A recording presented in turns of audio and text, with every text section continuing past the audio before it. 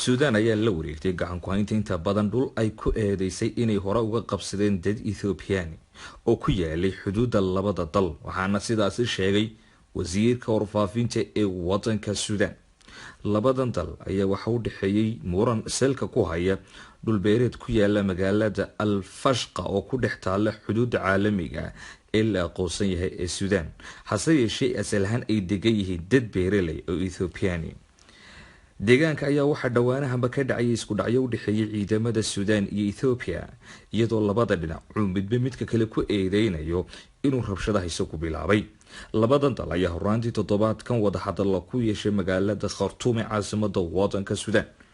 Waxaan aaminsanahay in dhibaato kasta lagu xalliyo wada hadal, hase yeeshee ciidankeenu waxay gudan doonaan waajibaadkooda buu yiri inay dib u soo celiyaan dhammaan dhulkeena. Sidaasna waxa yiri wasiirka warfaafinta ee wadanka Suudaan. Imika waxay dib ula wareegeen 60% ilaa 70% dhulka Suudaan, sida uu sheegay wasiirka warfaafinta Suudaan Faisal Salih oo la hadlay wakaaladda wararka ee Reuters. Waxa uu kaloo sheegay intaasi uu ku diray wasiirku in ciidamada Suudaan ay istifaacayaan isla markaana rabshadaha ay qaboobeen labadii maalmood ee tagay.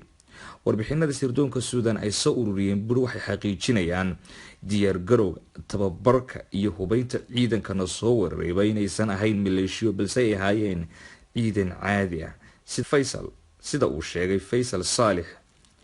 wasiirka arrimaha dibadda Ethiopia Ato Dimeka Makanon oo isna ku eedeeyay militariga Suudaan inay weerarada fulinayeen 9 November. waxa uu yiri dalagyadii beeraleyda Ethiopia waa la bilaqaysa, xerooyinkoodina ayaa la weeraray, waxaana laga hor istaagay inay dhulkooda beertaan. sidoo kale jira shacab ayaa la dilay oo la dhaawacay, sida uu sheegay Ato Dimeka Makanon oo ah wasiirka arrimaha dibadda Ethiopia oo isagu asal ahaan qowmiyadiisu ay ka soo jeedo dhulkan ay ku murusan yihiin Ethiopia iyo Suudaan. ayaa warkaasi u xaqiijiyay isaguna wakaaladda wararka ee Reuters.